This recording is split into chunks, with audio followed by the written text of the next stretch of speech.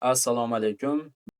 Bugungi kungacha bir necha research fondlaridan tortib, venture fondlar va Grayscale kabi institutsionallarga yaqin bo'lgan kompaniyalar kriptovalyuta bozori bo'yicha o'zlarining 2026-yilgi tahlilini, bozorga qarashini ulashdi. Manbalarda original holatida, demak, opisaniyada linkini a, o'zinglar ham bosib, o'rganib chiqishingiz mumkin, tanishib chiqishingiz mumkin.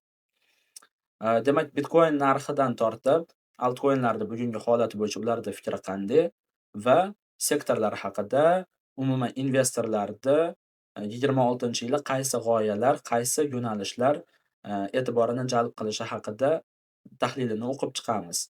Disclaimer: men bularda barcha fikriga qo'shilmayman va sizga ham shuni tavsiya qilaman. O'zingiz uzoq vaqtdan beri qiynab kelayotgan savolga javob topish uchun a, asosan e'tiboringizni shunga qarating. Demak, birinchi o'rinda A16Z fondini researchini ko'rib chiqamiz. A16Z fondini tanimaganlar uchun 2003-yilda Andreessen Horowitz internet va .com kompaniyalar puffaga yorilganidan keyin, a, shunga qaramasdan kelajakda juda ko'plab ishlarni optimallashtirish, tezlashtirish, avtomatlashtirish uchun IoT texnologiyalariga ehtiyoj katta ekanligini va shu yo'nalishga sarmoya kiritish yaxshi g'oya ekanligini o'zini, ya'ni oqlashligi haqida tadqiqot o'tkazgan edi va haqiqatan ham o'zi bir necha yillar davomida aynan IoT kompaniyalarida asosiy investori sifatida rol o'ynab kelgan, juda ham katta natijalar qilgan. Internetda, ya'ni natijalar haqida, qaysi kompaniyalar qo'llab-quvvatlaganini tanishinglar mumkin. A, Bugungi kunda A16Z fondi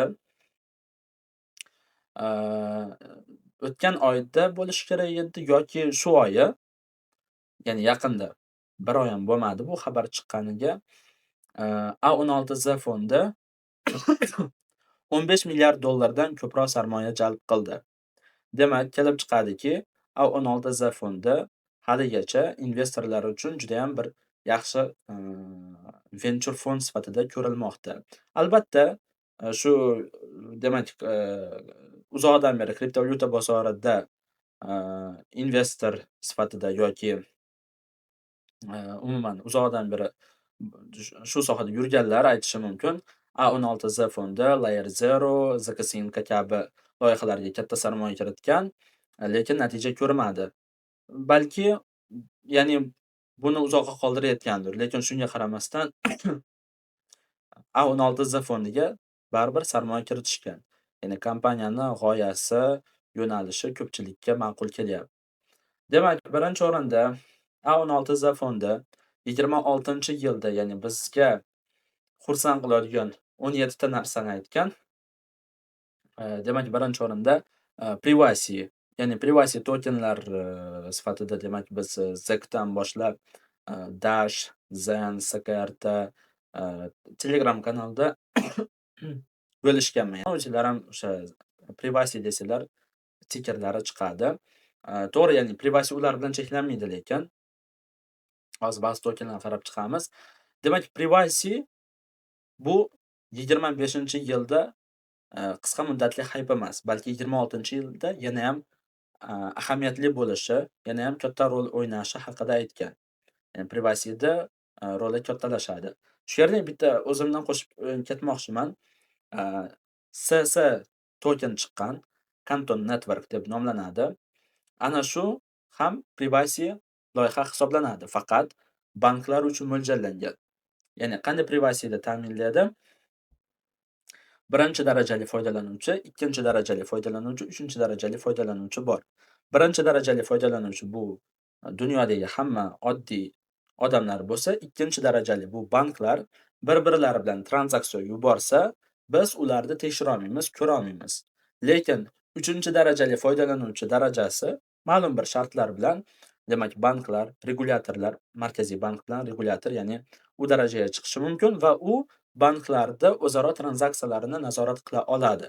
Lekin bizga bu narsa ko'rinmaydi. Canton Network aynan shu privacy ustiga qurilgan.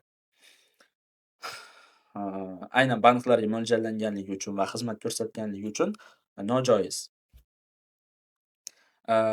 Ya'ni privacy'ga nisbatan misol qo'llanilayotgan choralar Yevropada, Dubayda kecha yaqinda demak, cheklovchi qonunlar qabul qilishdi.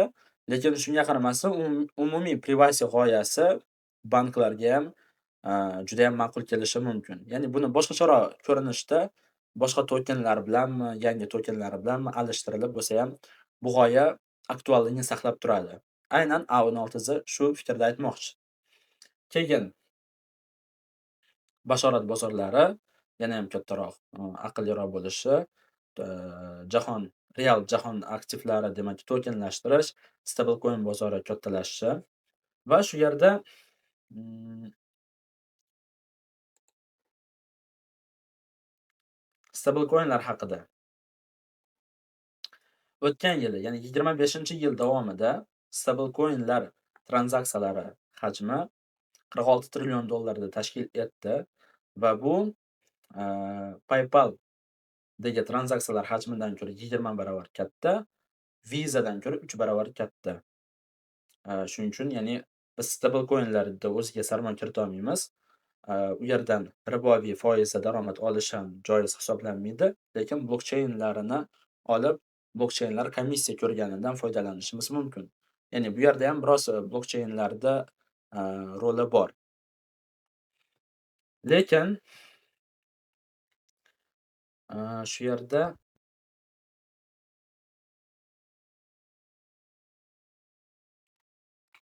A16Z bitta fikrda aytgan.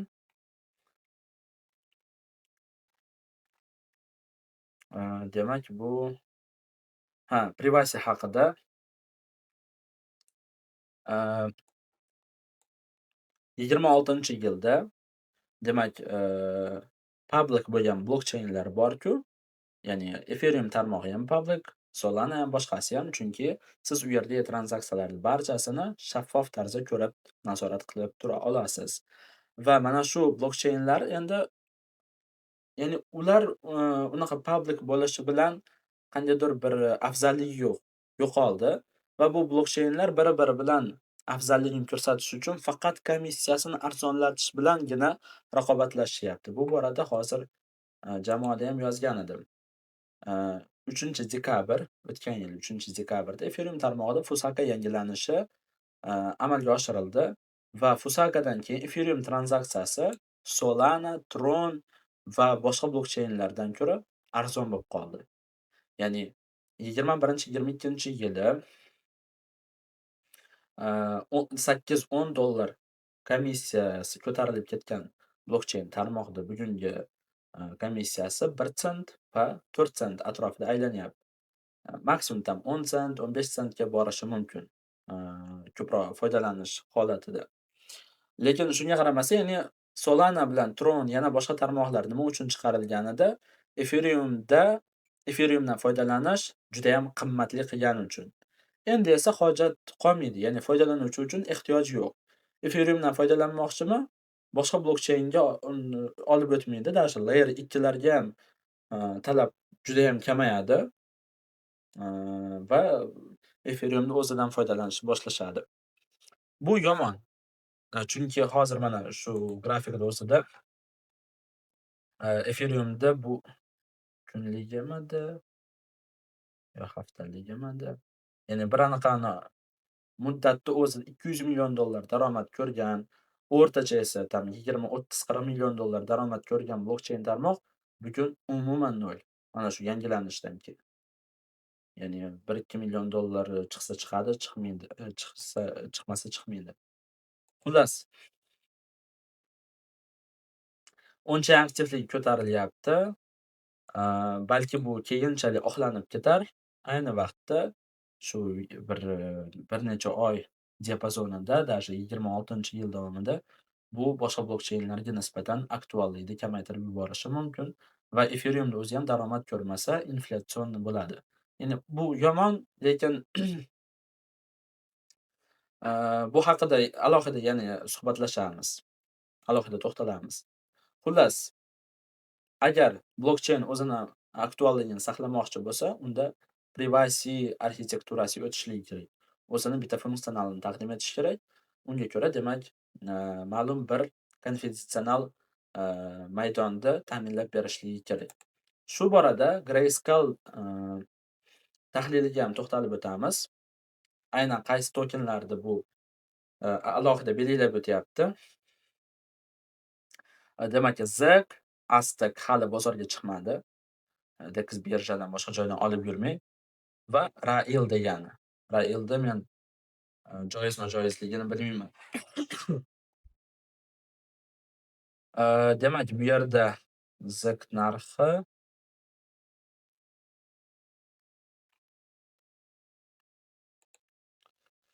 Aztec bu ham Layer 2. Ethereum ustidagi Layer 2 blockchain bo'ladi. Afzalligi privacy. Faqat, ya'ni Layer 2lar orasida faqat yagona bo'lishi kerak. Chunki Polygon ham, Arbitrum ham, Optimism ham hammasi public hisoblanadi. Va Railgun bu DeFi'dagi privacy-lashgan loyiha. Bu birjalarda bor. Mana bu joyda. Mana Monova token. Faqat joiz-nojoizligini tekshirib olishimiz kerak. A16Z tahlili davomida blockchainlarda to'liq potensiali ochilishi, qachonki Clarity Act degan qonun loyiha qabul qilinishi, kriptovalyuta strukturasini aniq belgilaydigan qonunlar bo'lganidan keyin bozorda aniqlik bo'ladi, investor keyin bemalol risk qilishni boshlaydi deb hisoblanmoqda. Ya'ni shu qonun qabul qilinganidan keyin bir aniqlik bo'ladi, bir qonun qayerda himoya qiladi, qayerda himoya qilmaydi. Nima sabab, ya'ni tokenlar qimmatbaho qog'oz hisoblanishi mumkin va shu kabi, ya'ni investorga aniqlik bo'ladi. Coinbase yaqinda Airshare degan platformani sotib olganida, unda token sale'lar o'tkazyapti. Ana shu joyda bir nima deb qo'yadi, bitta informatsion byulleten ochib qo'ydi. U yerda market maker kim, token jamoasini qanaqa tajribasi bor, shu kabi ma'lumotlarni beryapti va token sale'dan keyingi birjadagi listing narxi deyarli bir xil. Ya'ni keyinchalik bizda ham xuddi shu narsa bo'lishi mumkin. Aksar tokenlarda token sale и birja listing narxi bir xil bo'ladi, faqat keyinchalik jamoaga qarab, market makerga qarab baho beriladi. Demak, Presto Research tahliliga o'tamiz. Bu yerda tokenlashtirish, stablecoinlar va RVA yo'nalishi $500 trillion ga yetishi yoki yetayotgani.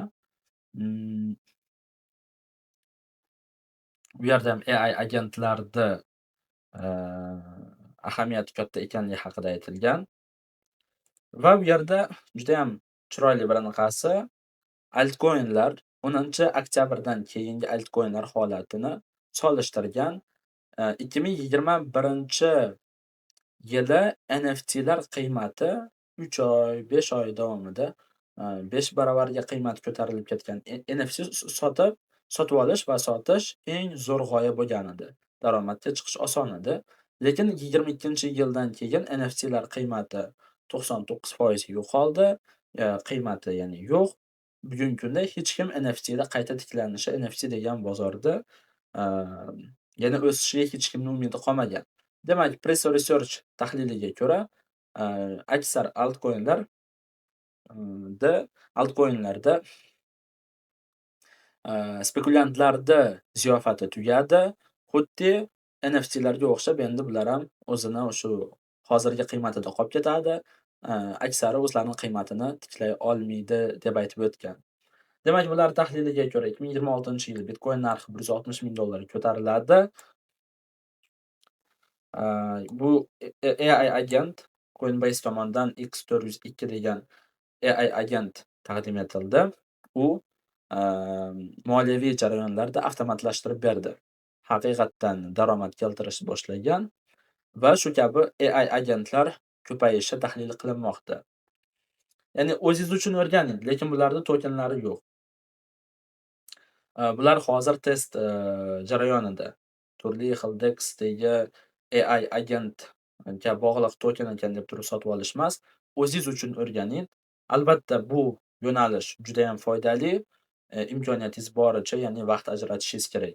balki o'zingizni hayotingizga ham albatta yordam beradi. Fundamental analiz, e'tibori kuchayayotgani haqida aytgan, lekin, aaa, bu ya'ni natijani to'liq aniqlab berishga kafolat emas deb aytib o'tgan. Investorlar hozir уже protokol daromad qilishi haqida qiziqishlari bor. Mana shu savollarni birinchi o'rinda beryapti. Lekin shunga qaramasdan, demak, loyihani, boshqa bitamda loyiha chiqib, misol uchun mana Champion Jam imperiyasi, Aster'da chiqardi, Furmemda chiqardi. Judayam tez bozorga, ya'ni har qanday daromadli yo'nalish bo'lsa sug'urib olmoqchi. Mana shu sabab fundamental analiz bu yerda yetishmaydi. Bu yerda ana shu narsalarni ham vaqtida payqab qolish kerak. Biroz chaqqonroq bo'lish kerakligi haqida aytyapti. A16Z ta'kidlashicha, stablecoin'larda hajmi oshgani sari, tranzaksiyalar oshgani sari RWA, real jahon aktivlariga qiziqish kattalashishini aytgan. Ya'ni tokenlashtirish. Va bu yerda, demak, ba'zi kompaniyalar, kriptografik, texnologiyalardan foydalansa odamlar, ya'ni privat, o'sha sifrovoy raqamli dollar, hisoblarini alish uchun. Ba'zilar, demak, bu stablecoin karta ishlab chiqarishadi. Ba'zilar kripto bilan, fiat tizimini bog'laydigan ko'prik platforma o'ylab topishadi. Ya'ni bu umuman RWA yo'nalishini rivojlanishi, stablecoin'lar rivojlanishi bilan bo'lishini aytgan. Endi Presso Research ta'kidlashicha, tokenlashtirish bozori $490 milliard, yarim trillion dollarga yetib boradi. Aksiyalardan tortib obligatsiya, tovarlar va boshqa narsalar. A16Z tahlilida asosan persifikatsiyaga ko'proq e'tibor beringlar degan. Ya'ni, har bitta tokenlashtirilgan aktivga futures bozori juda ham zo'r bo'lishini aytgan, lekin biz bunga yaqinlashmaymiz, chunki bizga bu joiz emas. Demak, ya'ni tokenlashtirilgan bozori yarim trillion dollarga yetib borishi bu potensial kattaligini anglatadi. Bizga RWA sotib olish, aksiya yoki bond sotib olish qiziq emas. Bizga qaysi blokcheynga joylashtirilishi va biz uzoqdan beri saqlab kelayotgan Aptosmi yoki boshqa bitta blokcheyn, va nihoyat yana shu RWA yo'nalishiga kirib olishi bizni ko'proq qiziqtiradi. Bu borada, demak, Presso Research tomonidan aniq bir blokcheynlar boshqasi aytilmagan. Yo'nalishlar aytilgan, stablecoin'lar aytilgan. Shuning uchun biz Grayscale'da tahliliga o'tamiz. Demak, bu yerda tokenlashtirish aktivlarida eng ko'zga ko'ringanlari Link, F, Solana, Avax, BNB, SS. SSni boshida aytib o'tdim. Bu banklar uchun, bizga kerak emas. Lekin Link Oracle sifatida doim ahamiyatga ega. Ethereum tushunarli, bu eng xavfsiz blokcheyn. Avax bor ekan. Ya'ni shu Link bilan Avaxda biz retail investorlar qiziqishimiz mumkin. Chunki misol, Solanaga sarmoya kiritish, BNB yoki SS bu biroz, ya'ni asosan bu yerda juda ham kichik daromad. Ya'ni BNB bilan Solanani olib qaraydigan bo'lsak, bu yerda potensial katta emas. Asosan, demak, Ethereum yana tarixiy maksimum yangilashi ehtimoli bor. Avaxda ham yangilik chiqishi ehtimoli bor. Link esa RWA deysizmi, blokcheyn deysizmi, birjalar, kripto, Oracle, umuman hammasiga kirishib ketadigan loyiha. Ya'ni hammasini o'zining trendini topsa bo'ladi. Oracle yo'nalishida Link bor, Pith bor, va yana boshqa mayda-chuyda Oracle'lar ham bor edi. Demak, ya'ni tokenlashtirishda Grayscale ko'rayotgan tokenlar bu Link, Ethereum, Solana, Avax, BNB va SS. Xo'p. Demak, bu yerda mainstream, ko'proq foydalaniladigan,